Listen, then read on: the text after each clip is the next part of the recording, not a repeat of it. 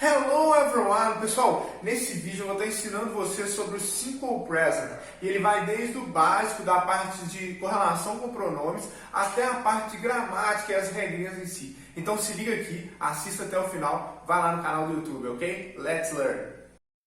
I never made it, but I know what it takes. I'm motivated by a mix of emotion. Got my statement, and I'm reading it slow so I can understand it fully. Vamos lá, Simple Present hoje, um dos assuntos mais simples, mas de extrema importância, talvez por ser tão simples, ok? Então, antes de estudar o Simple Present, porque ele tem algumas particularidades, hello time, como ele tem algumas particularidades, antes de estudar ele a gente precisa relembrar os pronomes subjetivos.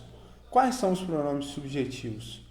Então, primeira pessoa de singular, I, segunda pessoa de singular, you, terceira pessoa de singular, he, she, it, e no plural, primeira pessoa do plural, we, segunda pessoa do plural, you, e a terceira pessoa do plural, they. Então fica I, you, he, she, it, we, you e they.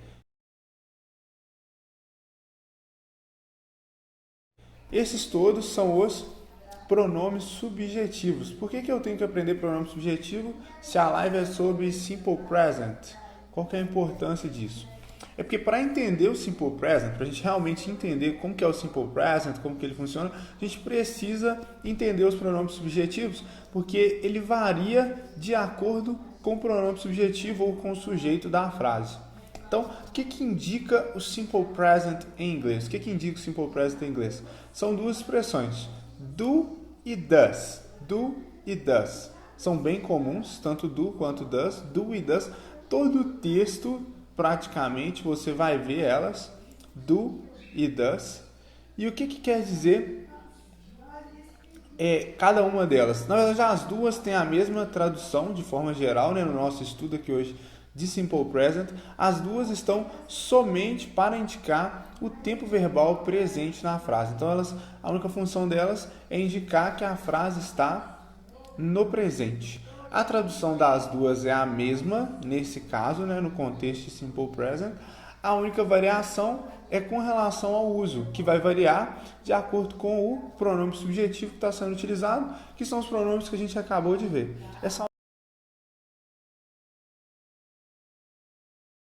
Mas vamos lá. Então, o does a gente utiliza na terceira pessoa do singular e o do nas outras. Então, lembrando que I, eu, primeira pessoa do singular, tem eu mesmo. You, você, segunda pessoa do singular. He, she e it, terceira pessoa do singular. We, nós, primeira pessoa do plural. You, você, segunda pessoa do plural. E they, terceira pessoa do plural. Então, a terceira pessoa do singular ela é somente o he, she e it. He, she e it. Então, só isso que eu tenho que saber sobre o Simple Present? Não, essa é a parte mais simples. Então, a parte mais simples é saber que é I do, you do, he does, she does, it does, we do, you do e they do. Qual que é a importância disso? Na hora da aplicação, na hora de se utilizar em frase, na hora de colocar esse conhecimento em prática. Então, vamos começar com o do. No caso do do, nas frases interrogativas, né, nas perguntas, as perguntas elas começam com ele. Então, a pergunta começa com do. Por exemplo, se eu quiser perguntar se você gosta de inglês no presente, eu vou perguntar do you like English?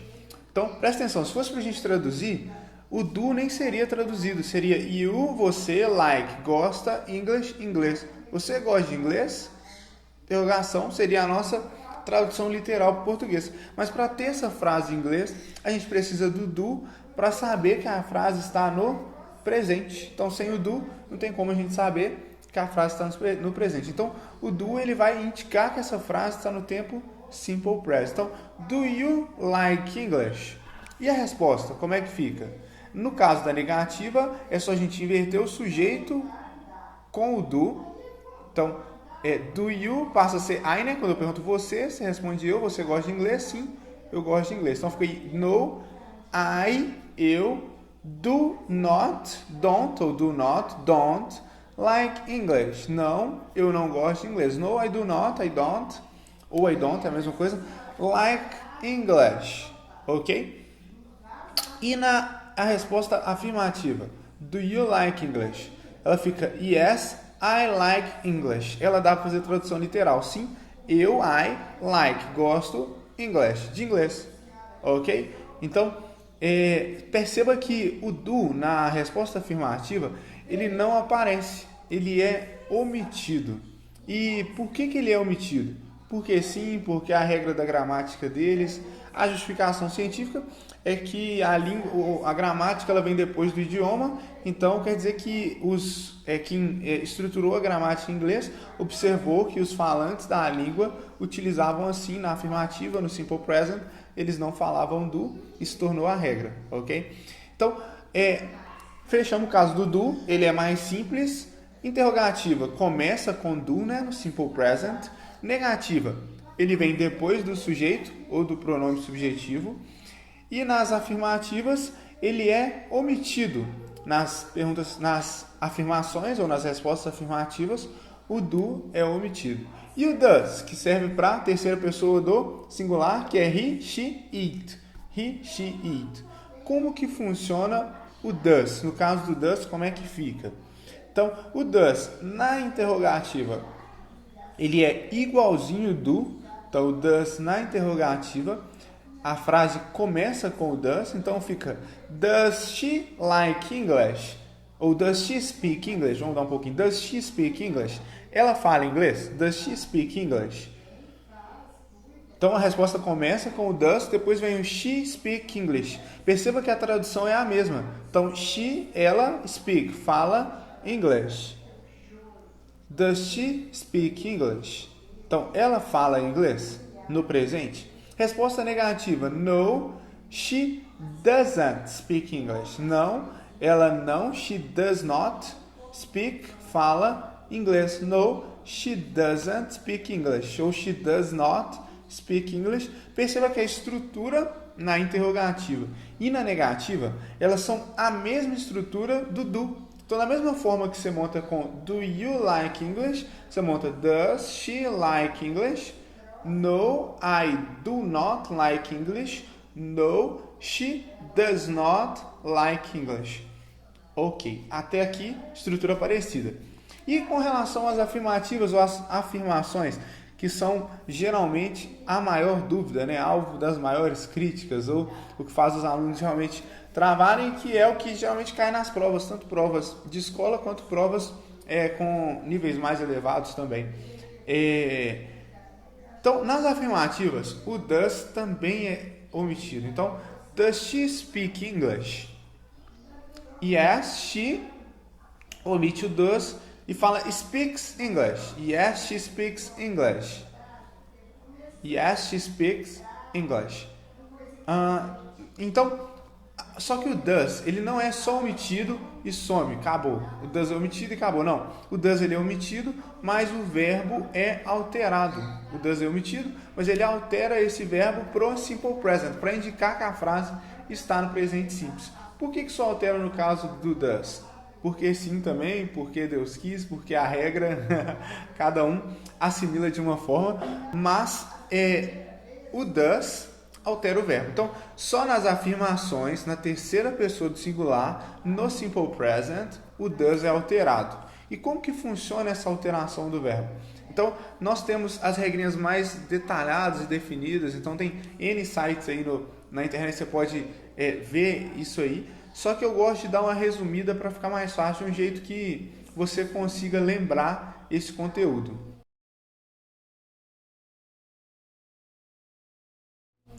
Então, qual que é a regra geral? É acrescentar S, só acrescentar S, mas a regra geral para nós aqui vai ser acrescentar S ou S. Um dos dois vai de acordo com a sua percepção.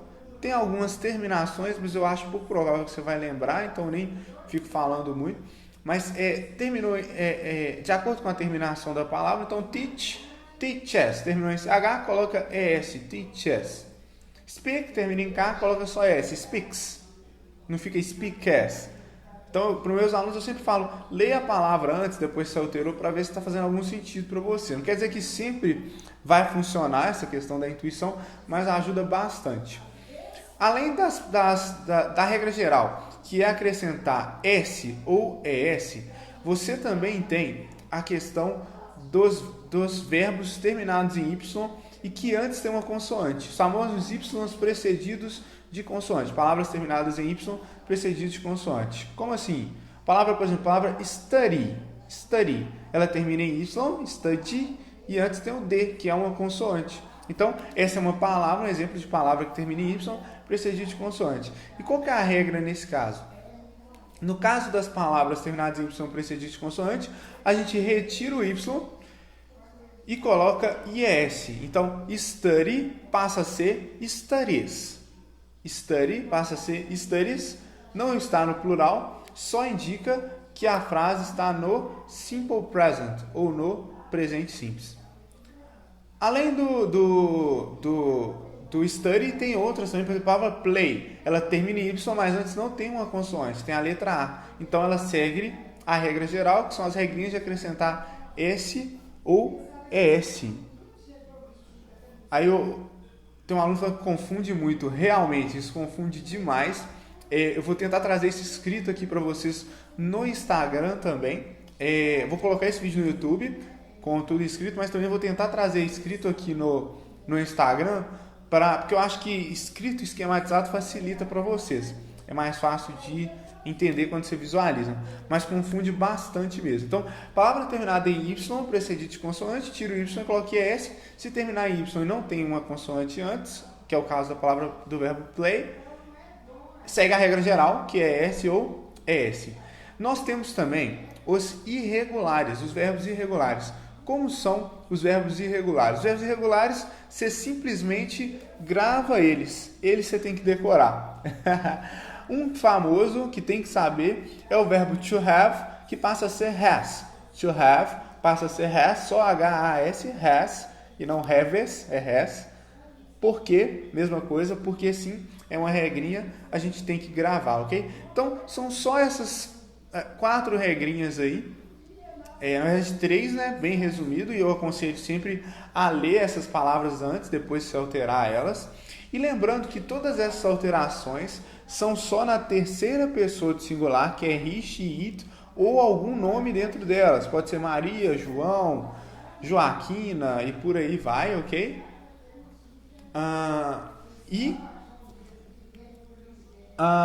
No singular. Então, tá no plural, já sai dessa regra também. Então, terceira pessoa do singular, he, she, it, segue as regrinhas de alteração do verbo no simple present. Primeira, regra geral, acrescentar S ou ES ao final do verbo.